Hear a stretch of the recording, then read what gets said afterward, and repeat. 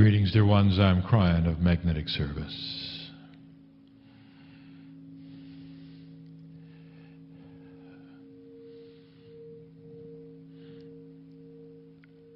Yesterday I started a message.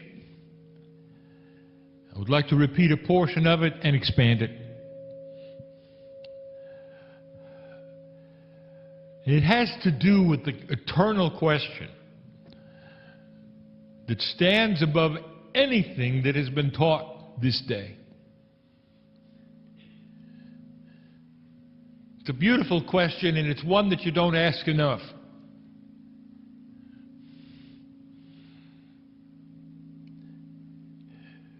And even before we tell you what the question is, we have to ask you, are you aware? Truly aware of the forces around you? Are you aware of the tug of yin and yang?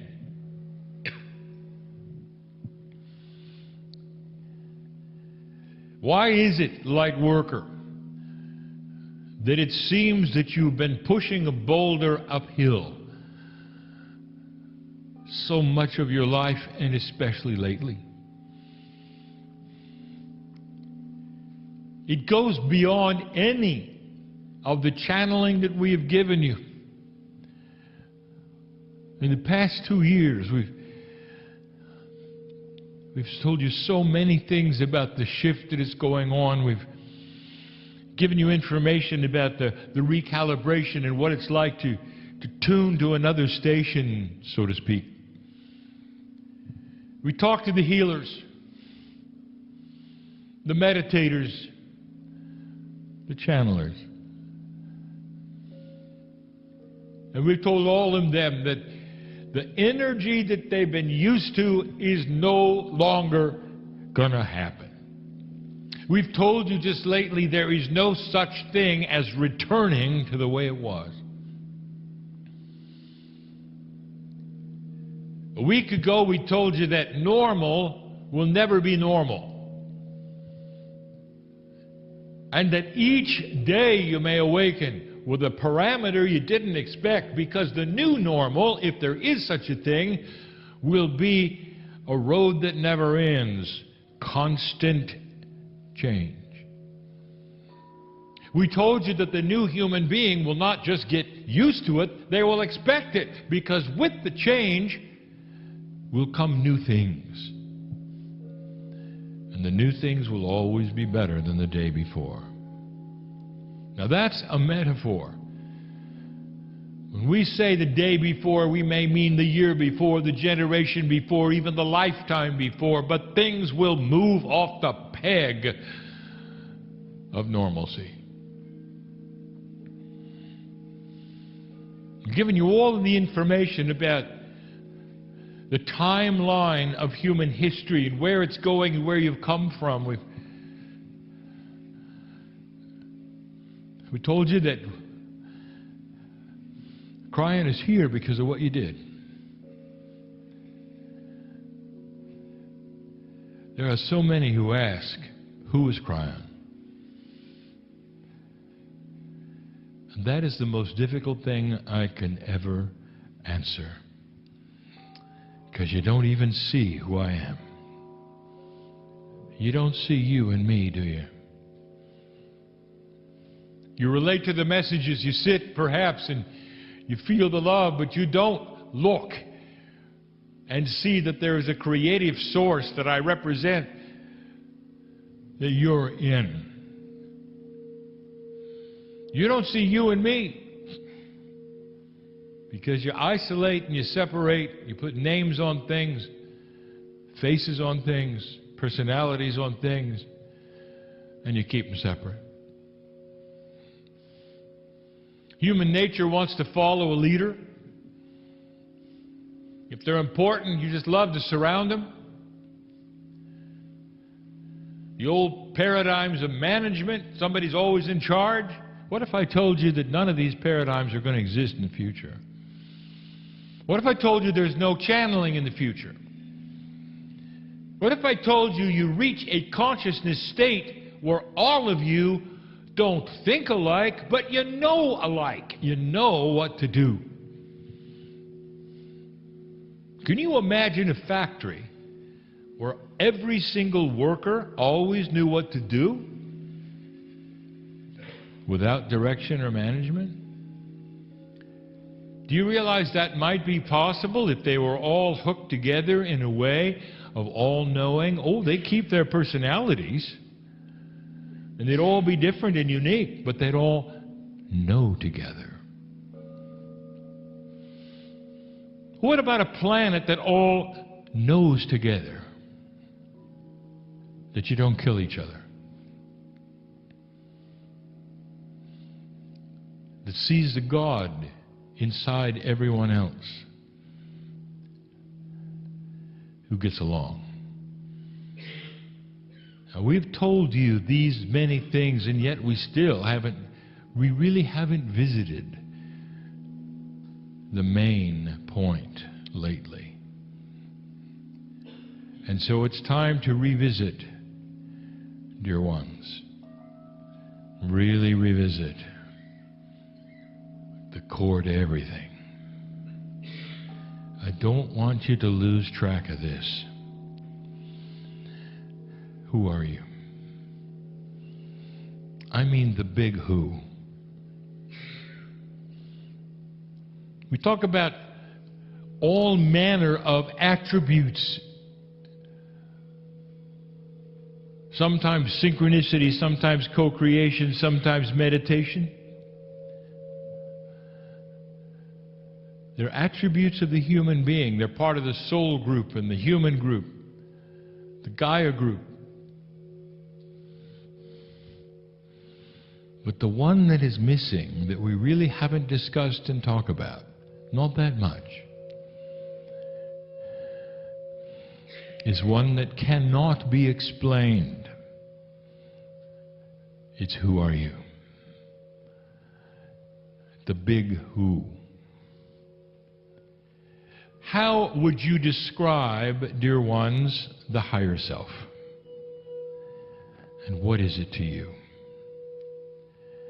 Is it elusive? How many of you see it as yourself? Actually, that is tough. And for those of you who do see it as yourself, how many of you question, who are you? The truth of the matter is, dear human being, that you are derivatives from the central source, that which is God. And although we have said that you have star seeds, each one of you, those star seeds are multiple. That is to say that there is Pleiadian, and before that, the seeds of the Arcturians, the seeds of the Orion.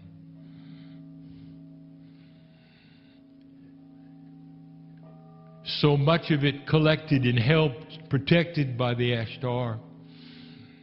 So many groups are part of you. But they were once corporeal, all of them. That's not what I'm talking about. What's the core? What is the core? And in order for you to truly see this, what is inside of you, truly, that represents that which is talking to you now, and that is experientially available through the pineal, who are you?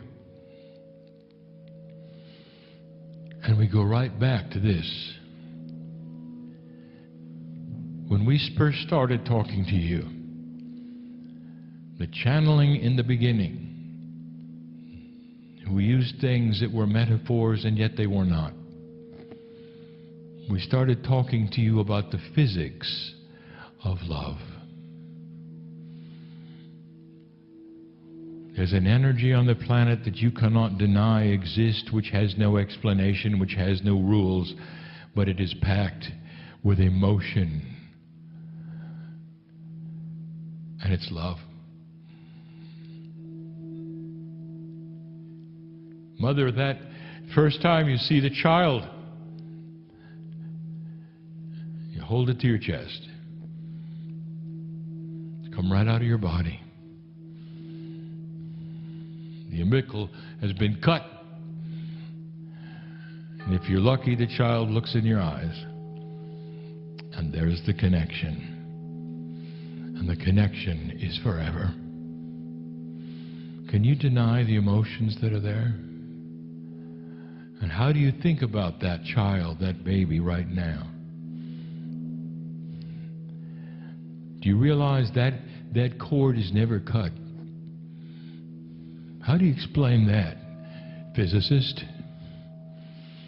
Is it energy or is it not energy? Is emotion energy?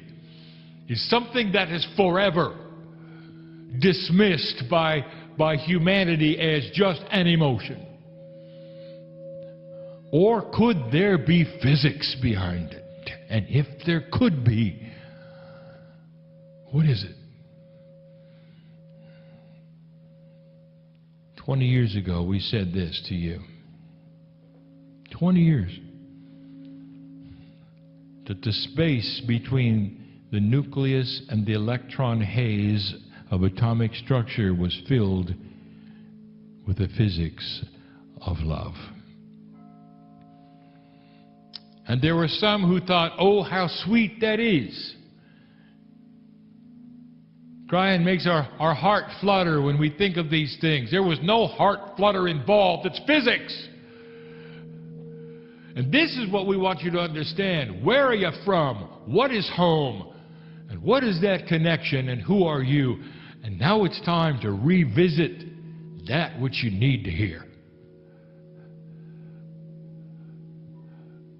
You are filled with a source that is grander than grand, that is purer than pure. And as you proceed to the evolution of human consciousness, this is going to go nowhere unless you truly revisit this over and over and over. And that is to say that at the core of everything, there's love. And you begin to draw the connections between human and human and human and realize that there's love connection between all of you if you'll allow it. Who is it you won't love?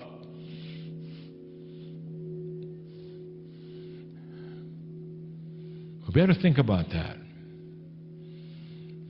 Because the new human being will see the connections in everyone.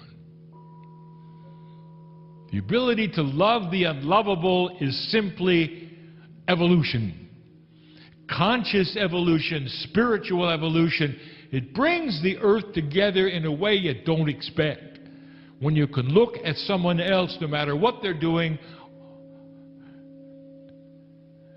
and what you want to do is pour your heart out to them and help them. Not accuse them and not judge them. That's new, isn't it? You got to understand the source. When you saw it in the masters who walked this planet, when the very flowers of the earth would bloom where they walked and the animals would follow them, and what do you think that is? You think that's sweet?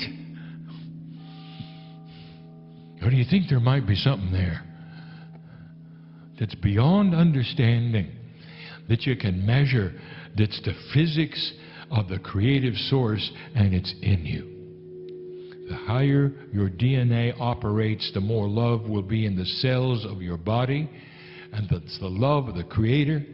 It's not the love of self, and yet we tell you, dear human being, that you have got to learn to love this part of you. You've got to look at yourself in the eyes and love it.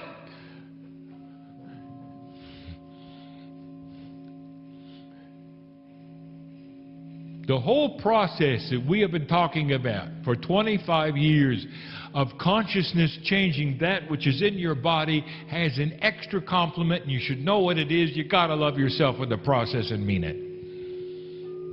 If you don't do that, then you're only giving halfway.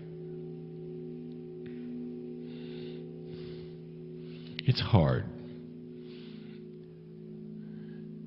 There's so much old energy that you've had to slog through, old soul, light worker, and we were there the whole time. All of the issues and all of the problems and all of the frustrations. Love is the glue of solution. It's the glue of solution. Can you love the problem? Can you love the situation even though it isn't what you want yet, it's not resolved yet, it's in the process of being created?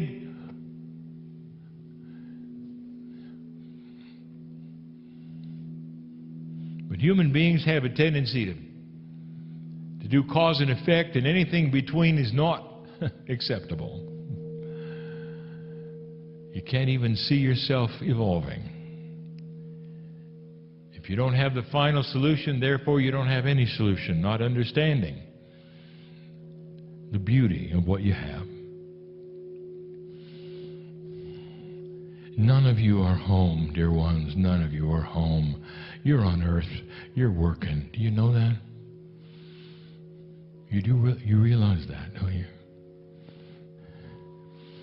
You know where home is? It's where I'm from. It's where you're from. It's where we're all from. I want to tell you this, that when you're with me and there is the purity, a sonority of love, a confluence of purity that you cannot even fathom or imagine, that's where you're from. And that's the part that wants to connect to you, and that's the love that you're looking for. If you can put a name to it or a situation to it, it's the part of you that wants to reconnect to the part of you. It's the part of you on the other side of the veil that misses the part of you that literally is blind to that part.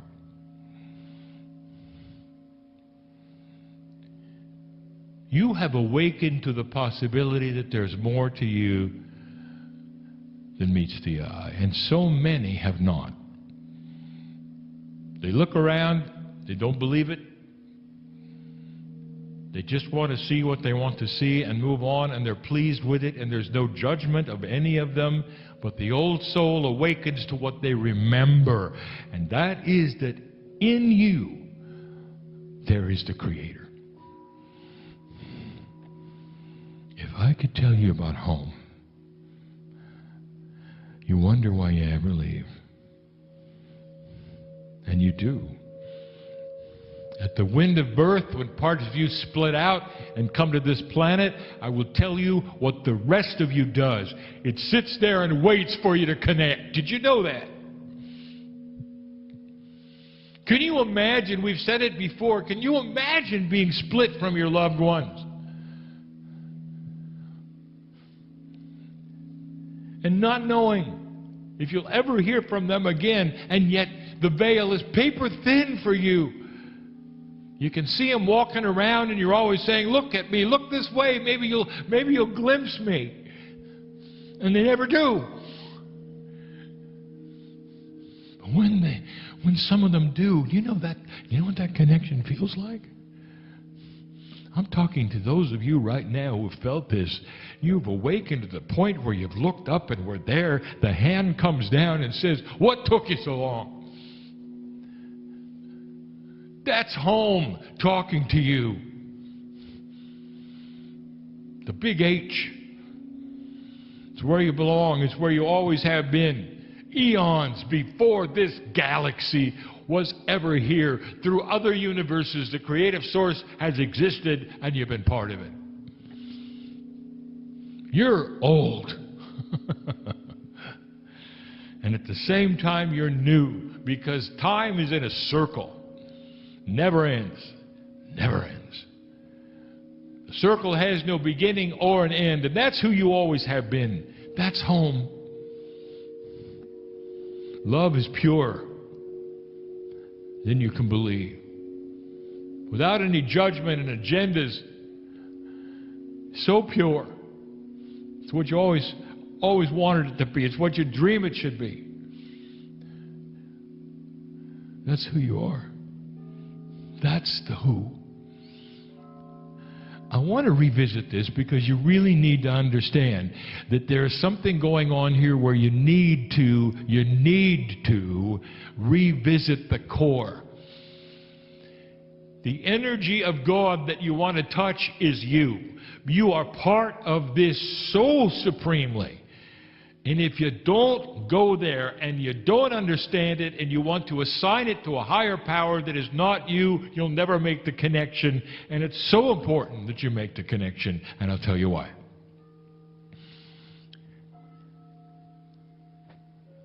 The physics of love is profound. And when we started talking about dark and light on this planet, we tried to give you metaphors, axioms, laws that said light is active, dark is passive. The definition of dark is an attribute where there's no light. So darkness doesn't even exist. It's simply the absence of something that does exist, light. Now let me tell you something that I have not discussed freely with you before because it wasn't needed, but it is now because you're changing a paradigm that you should be aware of. Let me ask you, are you aware that the physics of consciousness right now on the planet allows for darkness to be active when it needs to be? Did you realize that there are energies that feed on fear? Did you know you can create them? Human beings have the power to create active darkness if they want to, because they are very powerful. And some do. Now, you got names for that. And there's a lot of names. And it's so interesting that you often assign those names to some kind of spiritual source. It's a fallen angel. It started there in the sky with the creative source, but it didn't do something right, so it fell from heaven, and now it's bad. Oh, how human of you. It's like a bad movie. And I want to tell you that did not happen. But you want to call them evil spirits, and you want to call them demons, and you want to assign darkness to them, and you want to make them this and that. I want to give you some information you need to know. These are human generated and they're real. This planet has been open to these kinds of things because human nature has allowed it, and human consciousness has allowed it. The darkness part of humanity has allowed it. And what is going to get rid of it is you falling in love with yourself. What is going to get rid of it is you falling in love with yourself and understanding the core. This is the core issue. Who are you? Where is home? When you drop into the core, what does it mean? The laws of conscious physics will not allow darkness in with a human being who is active in loving themselves. Disease will not invade the human being who is actively involved in loving themselves. Cellular structure will become more quantum with the human being who is actively involved in loving themselves. I could go on and on and on. I want you to conjure up something. In your imagination, I want you to see the darkest thing you can imagine, the most horrific thing you've ever seen in a movie. I want you to line up legions of demons as far as you can see them, and I want you to picture yourself alone about to walk through them. Now I want you to picture yourself as a ball of light, and the physics of the light that you have repels them as you walk. And as you walk and you touch them and you give them light, they morph. And pretty soon the room is filled with life, and there's not one of them left, and there's no fear, and they cannot feed on anything. And what you have done is to change the planet itself and the very fabric of existence. How about that? That's. That's the way it works. If you were to ask a Pleiadian, did darkness exist on their planet and where did it come from, they would give you a list of things that are extinct. Is it true, Kryon, that there are those from outside the Earth's influence that actually come here and feed on the fear of humanity? And the answer is yes, you knew that. And the reason we never had to tell you about that is because you weren't part of it. Not really, because you're a light worker, aren't you? Or are you? The planet is turning a corner. The consciousness of humanity is starting to accelerate in its wisdom and its intelligence. And these are the things you have to know. Lightworker, listen. Healer, listen. You can walk into this puzzle with this ball of light that you have that has to do with love and integrity, and nothing is going to touch you. You can go to work into the darkest places and nothing is going to touch you. You can go and heal those who are diseased and nothing is going to touch you. Because of what you are generating from home. Imagine carrying a piece of home with you. It's time to wake up to the possibilities of the grandness and the magnificence of who you are. And when this starts to occur, everything starts to change. Everything starts to change. Self-worth, human being, old soul, starts to increase because you have the wisdom to see who you are. When you start to see what you can do, how you feel, how you can heal, how your life is starting to actually change, do you know what that does to self-worth? It increases it because you realize your value to the planet, to the universe, to the creative source. And you can glimpse a little bit of home.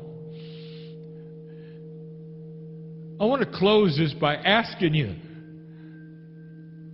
pleading with you, to start glimpsing a little home. In your meditations, when you talk to yourselves, I want you to remind them where they're from. The love of God is who you are. You are love. And none of the processes and none of the things that I told you about are going to work until there's an acknowledgement of this. It's going to change the planet. To come a day when the negative things that you see right now on your news will never, just simply won't be there.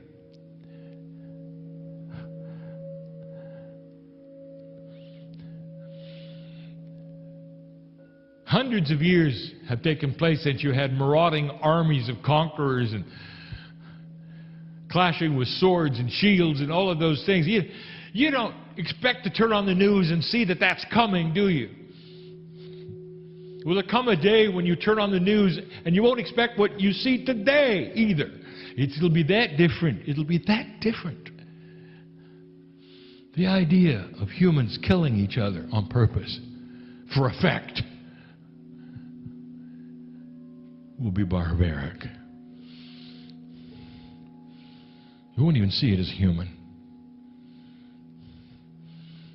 Because when you touch this planet with home, the planet starts to resound and others start to remember what you know. The grids of the earth start to resound with it. The planet is in transition, dear one.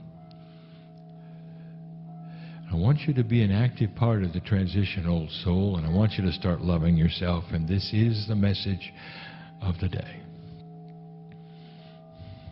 And when you do, there is a reciprocation that you won't believe. When listen, when you love a human being and they love you back, there's nothing like it, right? Can you imagine? reaching up and taking the hand of your higher self and feeling the reciprocation. Welcome home, welcome home, welcome home. Welcome home. Welcome home. And so it is.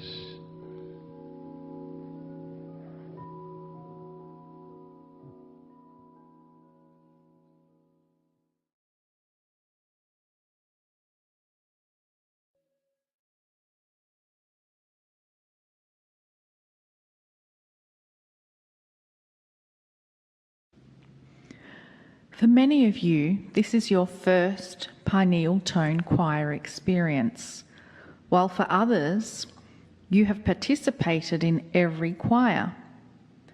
Regardless of how many times you have been in a choir, there is a fundamental question. Why are you here? Each one of you will have a different response to this question, but let me give you the answer from Kryon. You are here to enable the multidimensional aspects of your DNA. You are here to awaken your Akash. You are here to remember your galactic spiritual lineage. You are here to communicate with Gaia and the consciousness grids of the planet. You are here to talk to the nodes and the nulls of the planet, a benevolent system created by the Pleiadians as a fast track to higher consciousness. As you sing the pineal tones, the vibration of the planet will be forever changed because individually, each one of you are resonating to a new vibration. I'd like to give a brief review of what can only be described as eye-rolling to the max. The origin of the tones began 26,000 years ago in ancient Lemuria, a place described by Kryon as the Akashic launching pad of humanity. The Lemurians had Pleiadian teachers who gave us the tones. Dr. Todd Overkides was known in Lemuria as Ya'i. Ya'i was the greatest Lemurian scientist that ever lived and was taught pineal toning from his Pleiadian mother.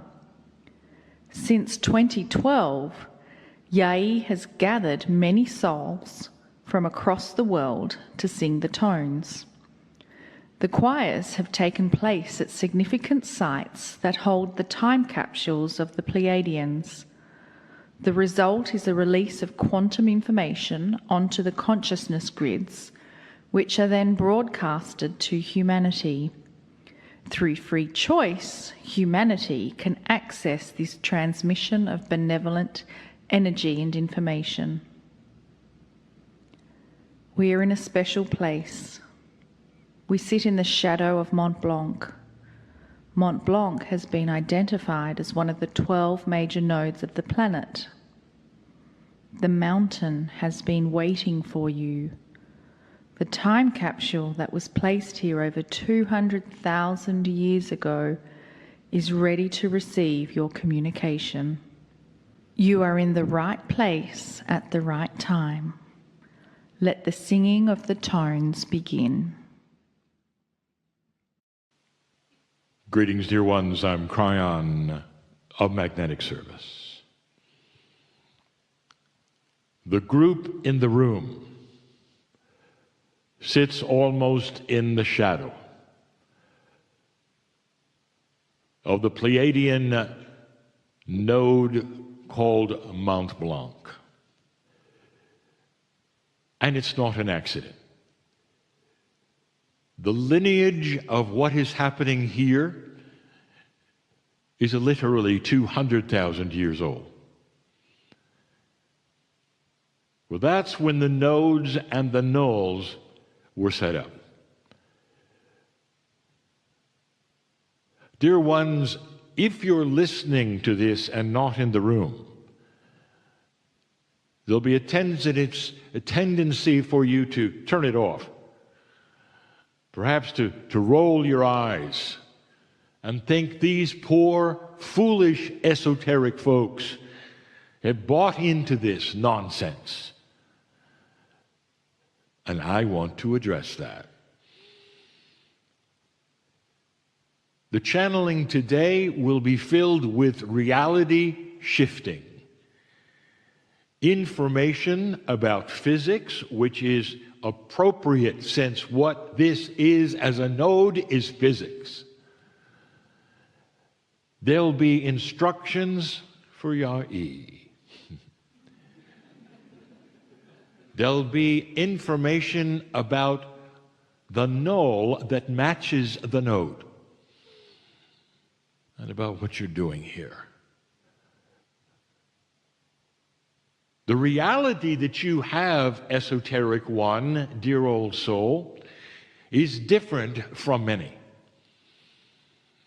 Reality is a changing state. There is no reality which is truth. For your reality changes every single time you make a new discovery about you, yourself, your planet, physics in general, or the universe.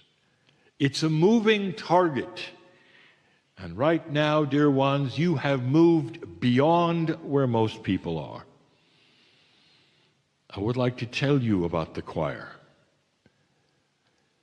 The tones that you sing are connected to the grid.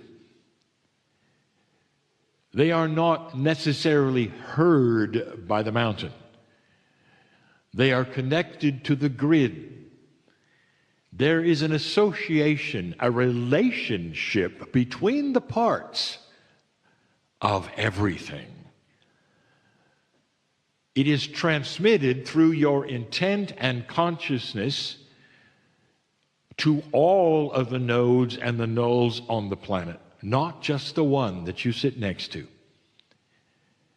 There is a relationship between this web of nodes and nulls and the planet itself. There is a relationship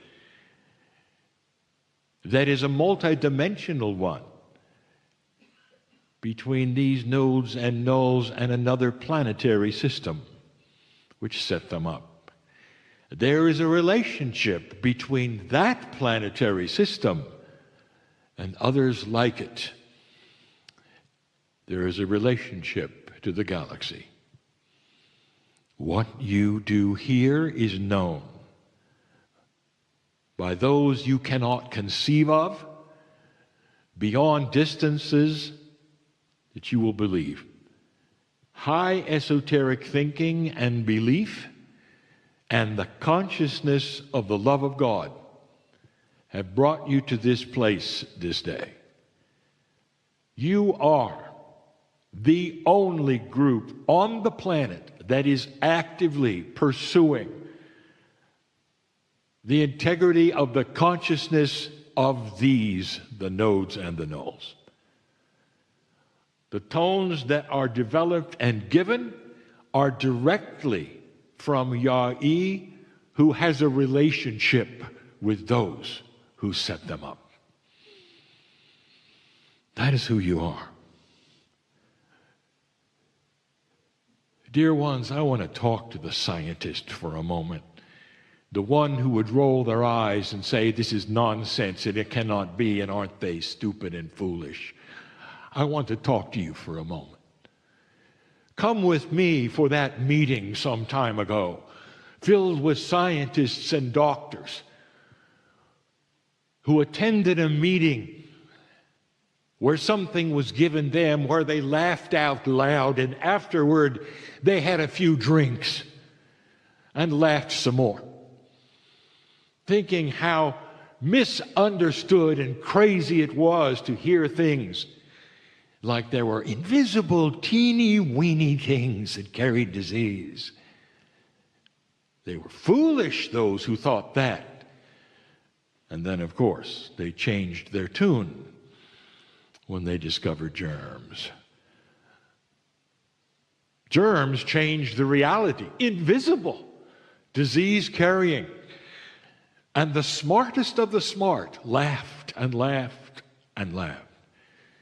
And what changed that paradigm was the discovery of something they didn't think was there. The next time I stand here, I'm going to tell you a little of that, even a physics lesson. Einstein was probably one of the smartest minds in physics there was. For his day, he gave you today what you use. Brilliant, beyond that which is brilliant, for his day. And he went to his deathbed, convinced absolutely that there was no such thing as quantum energy or a quantum particle. It did not fit within his paradigm of the box that he lived in, as brilliant as it was. And now you know better. Science has proven at least 11 dimensions. There are far more. Dimensionality is something you work with constantly in high physics. Einstein's reality, as brilliant as he was in a box. Let me tell you the big box that astronomy and physics still is in at this moment, before those who are laughing now would laugh some more. There was a female astronomer named Vera Rubin. She was a wild card. Recently passed over. She could be here right now smiling. For she discovered something that should have told all science about physics, something they didn't know about the relationship to the parts. Brilliant she was. She discovered that all the stars in a spiral galaxy go at exactly the same speed around the center. And that's not the way the solar system works. In fact, it doesn't fit into Newton or Kepler. It doesn't fit into anything that physics had as the rules. And so what does the smart physicist do with that information all over the planet? What can you do with it? They decided to make up energy so that it fit within Kepler and Newton. So instead of seeing it and observing it as a beautiful change in the laws of physics, something that should be revealed and seen, maybe like tones being sung today, instead, they closed the box and invented dark energy. And today they study it, trying to fit that which she showed into an old model of known physics instead of opening the box to something that might be more. This is what might be more. And what you do here you may call esoteric. I'm going to call it high physics. What do you call an angel, dear ones? Is it possible that an angelic being comes and goes, violating the laws of physics? You feel their consciousness. Would you say they have nothing to do with physics, nothing to do with science because they're from God? Let me remind you of something, because the creative source of this universe is the master physicist. And the beings that surround that are all working with basic physics. It is how things work. It is all the relationship between the parts. The Pleiadians came. They didn't use ships. They existed far, far longer than life on your planet. They are part of the creative source. You may even say they're close to angelic. They are your seed parents. They are beautiful. They are filled with love for you. It is the creation story of the planet. It is why you have 23 instead of 24 chromosome pairs. That is what you're dealing with today, not just an esoteric time of singing. So as you begin the tones today, I want you to look at the beauty of the signals that go out and what they mean to those who would hear in whatever way they hear. The Pleiadians, almost pure consciousness, faster than the speed of light because consciousness has no mass. And they arrived here on purpose, on time, and eventually met Yai. Dear ones, it may sound odd to those who have never heard it. Someday, I promise, your reality will shift on this subject. Let the tones begin.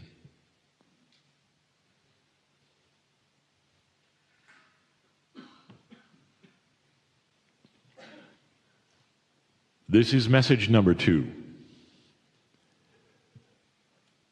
And if you take a look at the meanings in numerological terms, 2 is duality. It's also polarity. It fits in to this message. Dear ones, I have permission from Yai to give you science, even at a choir. And I'm going to. I'm going to give you in this message some of the attributes of physics that I have not mentioned before, that hopefully will open the reality box of any scientist listening to this. If you can open the belief system you have to the unknown, or think differently about things, this will be for you. The mountain around you, Blanc, it sits there, but not alone. It is a node. But what you don't understand, it's only a node because of the relationship to all that is with it. There's nothing inside of it. Don't dig it, expecting to find a Pleiadian. Dear ones, there is nothing a human can do to make this land more sacred than it is. Are you listening? Humans can open portals all they want to, as if it wasn't already one. You do it for your own intent. The mountain sees you. Gaia sees you. There is gratitude, but you're really not improving things. Go ahead and dig a hole and put your crystal in the mountain. Stand, chant to it, and feel good. Did you know that the mountain is crystalline by itself? So all you have done is give it intent. Gaia sees you. Gaia thanks you. It changes nothing. It doesn't change the relationship that it has, which is multidimensional, to all of the things around it. It's far bigger than anything one or two or even a group of humans could do to change it. If you want to go in the mountain or next to the mountain, if you want to do anything at all, let me give you something that is pure wisdom. Call upon the ancestors that were here for their wisdom. Forget the portals or the crystals. They have what you need right now. They knew about the relationship to Gaia. I'm going to tell you something right now. Over 20 years ago, I channeled a message that I knew would go into my partner's first book, Kryon Book 1. And there were some magic words there, and almost no one saw them or caught them but one doctor. Ovakaitis read the book like we knew he would, saw the words, and called my partner. And the words were this: that the heart of disease, all disease, is the relationship between the parts. It started the relationship between my partner and the doctor. I want you to ask him someday about disease, about his research, and he will say it's all about the relationship between the parts. It's not really about the parts at all. What is the parts' relationship to each other, or to consciousness, or to the Akash? All of these things, it's the relationship, not the parts. There is so much to give you here, dear ones. Let's go back to Vera Rubin. She saw that all of the stars went around the center at exactly the same speed, violating all of the rules of known physics given to you by Kepler and Newton. She discovered a new relationship in a galaxy, one that you have too, for you are in a spiral galaxy. And when she looked at Andromeda, she saw the same thing, a relationship between the center and the stars that made them go at exactly the same speed.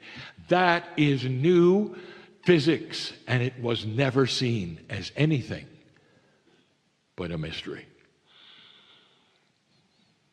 I want to tell you something, dear ones. You're going to find the holy grail of physics in the relationship between the parts of the atom. We said it before. How many times do we have to tell you this? The relationship between the parts will then tell you how to manipulate the result. If you could see the electron haze and the space that is not empty between that electron haze and the nucleus, and can see the patterning there, it would astonish you. The relationship between the parts will let you manipulate physics and give you all the discoveries of what the parts do. For the parts will show themselves as you manipulate the relationship.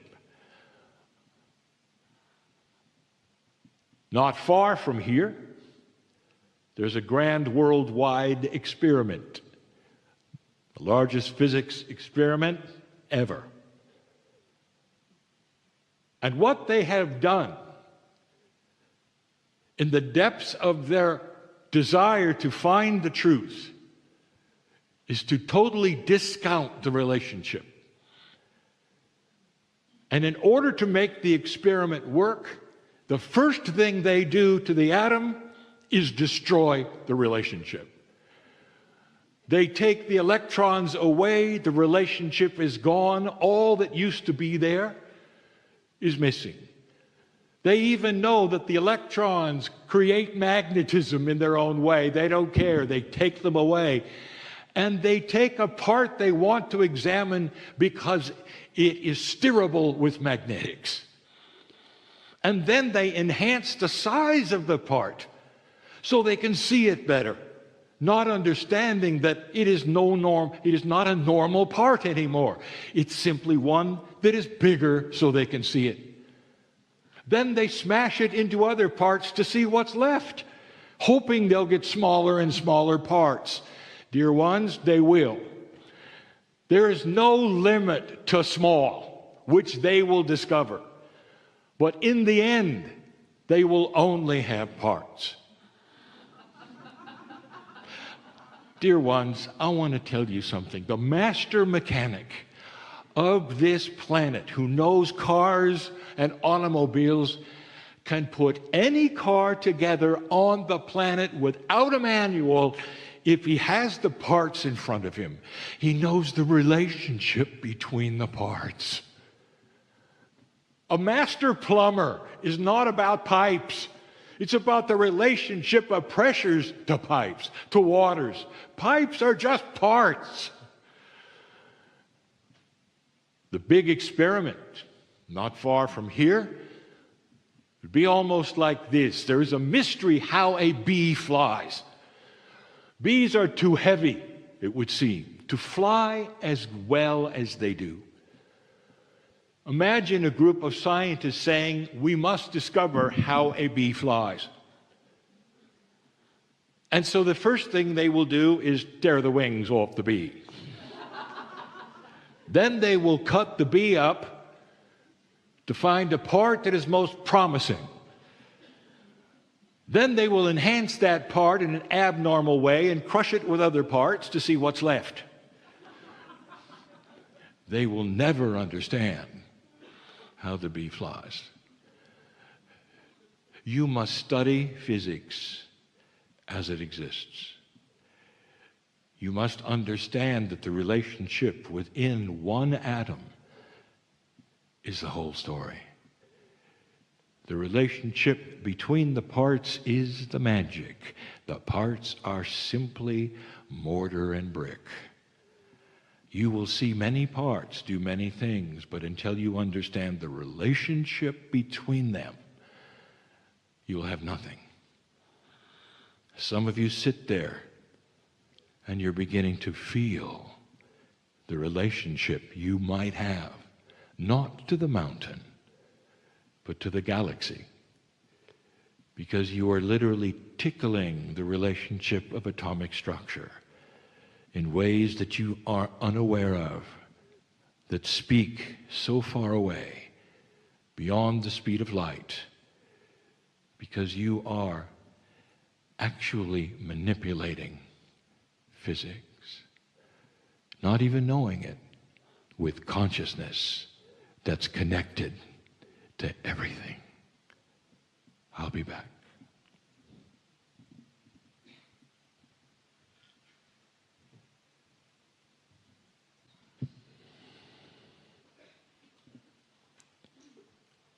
Dear ones, we continue.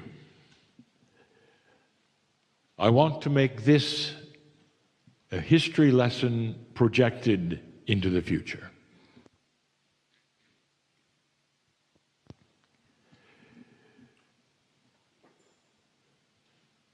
Life on this planet is extremely young. It's almost like it was completely and totally brand new in comparison with life in the galaxy. We have mentioned this before. It brings you to this place, dear ones, this shift. It's on purpose. You are the newest life on this planet in this galaxy. 200,000 years ago is when the Pleiadians came with a purpose. That purpose has been then called the creation story. It's a time when light and dark was given as knowledge to your soul. When the alliance to the Creator was part of who you became. And great shift occurred all over the planet.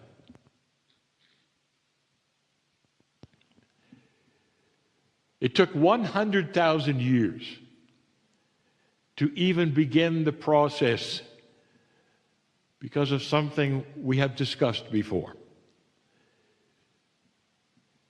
Dear ones, nature, specifically mammals, create variety.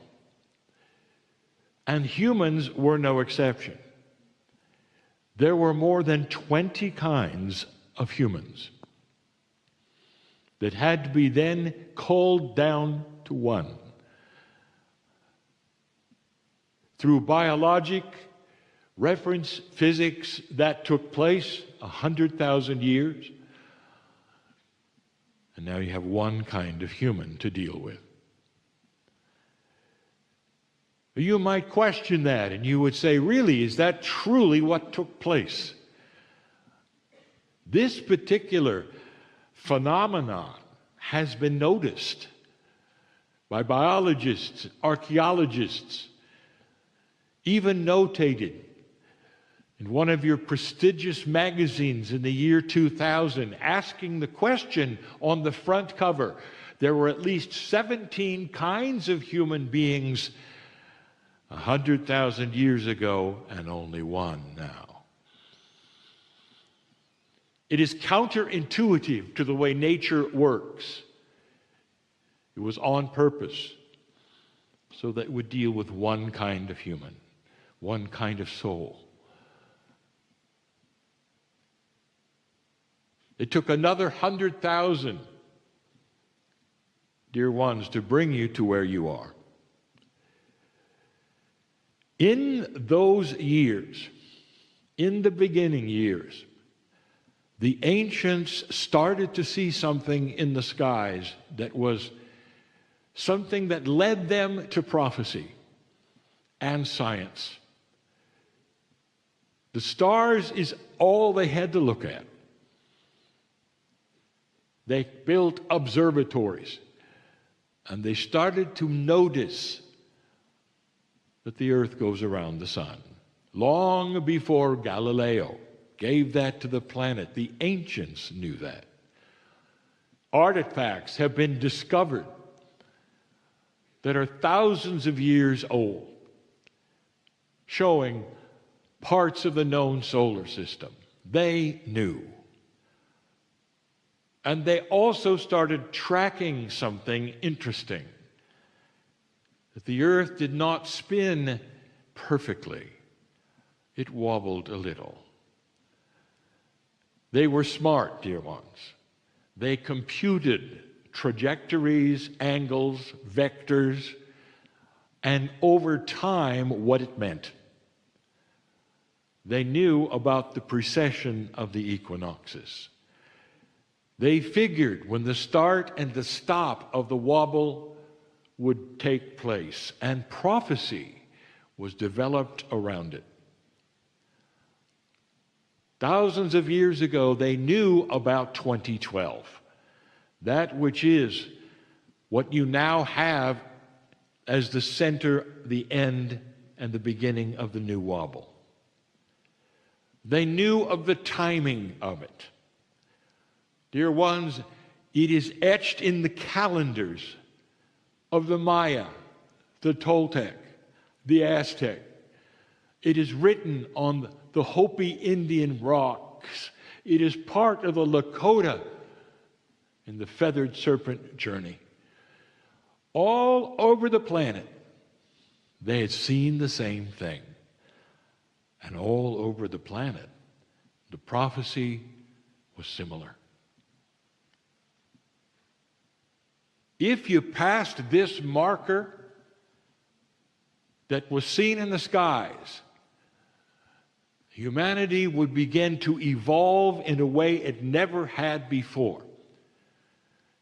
We've said it's almost like getting the children out of the playground and having an evolution to the point where they would start understanding who they were. Compassion would start building in a way it never had. Not just intelligence, but an evolution of the relationship to the creative source. You are celebrating that. 21 December 2012, in the time zone of Hawaii, is when you chose to have the first choir that would raise the voices of a few tones and then literally touch the network that we have said is the relationship between the parts. Wake up that which was the nodes and the nulls, to start the process and send the signal to the rest of the galaxy that you had made it and you were going to begin to evolve. Listen, to begin to evolve. You have now been at this for 5 years. And when I say at this, I mean humanity has simply only awakened to this. The timing of the precession was set by the mathematics of the ancients, not by Kryon. To precess through the stripe in the sky, which is what you call the Milky Way, takes approximately 36 years. 18 years into it, 18 years out. Approximately 20 years ago, you started seeing a great deal of channeling, including Kryon. You had the harmonic convergence in 87. Kryon in 89. My partner learning what it was all about, so that when that 18 years prior came, the channeling was clear. There would be no Armageddon, and there wasn't. The magnetic grid would start to shift, and it has. Weather changes would then begin, and they are. All of these things to get you to understand the prophecies were correct. You are sitting here with the tones because of this history. Some of it is provable, some of it is not.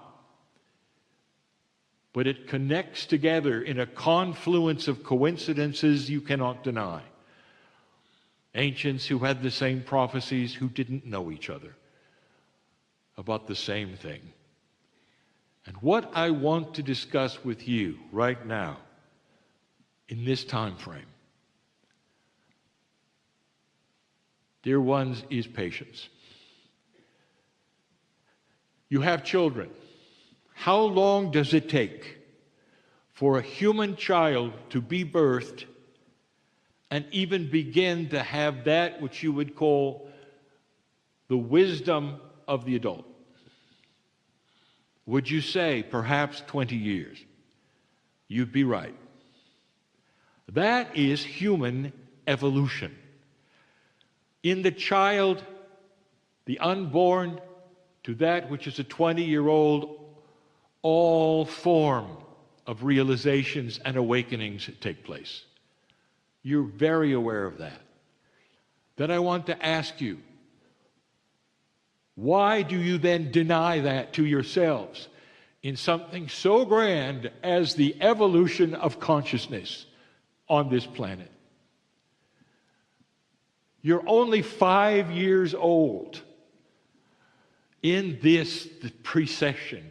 You have 13 years to go even before you're aware of what happened. You're 5 years old. And souls all over the planet are starting to see things.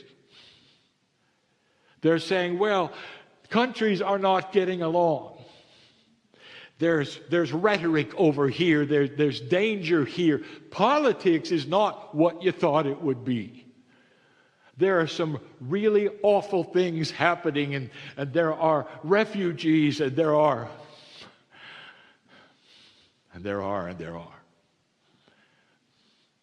And so you've come to the conclusion that the earth is doomed. Dear ones, let me give you an example. You're 5 years old. You just dropped your ice cream cone. And it's the end of the world. I want you to give yourself some credit. Change requires these kinds of things. It's not an instant magic wand that comes down and makes everything wonderful. Generations may have to pass before humanity starts to discover the compassion of itself. It grows slowly. Do you understand this? Do not fear because you see the things I've told you about. A battle between light and dark, weather changes to refresh the oceans, the things that are in preparation for a grand new society on earth called humans that will never go to war with each other, and it's going to take some growing up.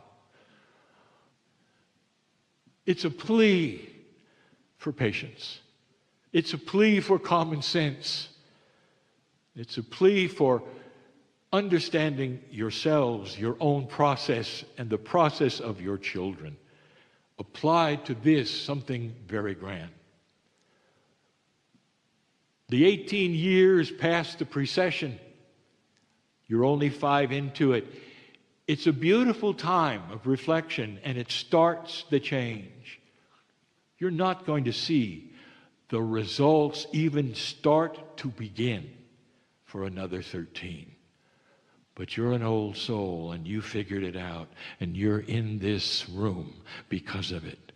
You're trying to be the one to help the portals that are called nodes and nulls start to open. You call them portals, you don't know. They're not. They're relationships to you, to the grid. And it takes time. 7 choirs. And we don't even have the nodes and the nulls matched up with each other fully yet.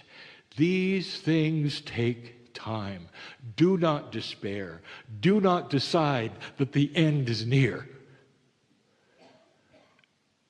Spiritual logic, compassion, understanding. That is what we ask of old souls listening to this message now. You passed the marker. You're just beginning to awaken. Blessed is the human being who is comfortable with this and knows who they are. And this, the greatest change humanity has ever seen. I want you to feel it. The celebration from Blanc. The understanding of the seed parents that are looking at you and said, you did it, don't stop now. You did it. Be comfortable in the process of growing up. And so it is.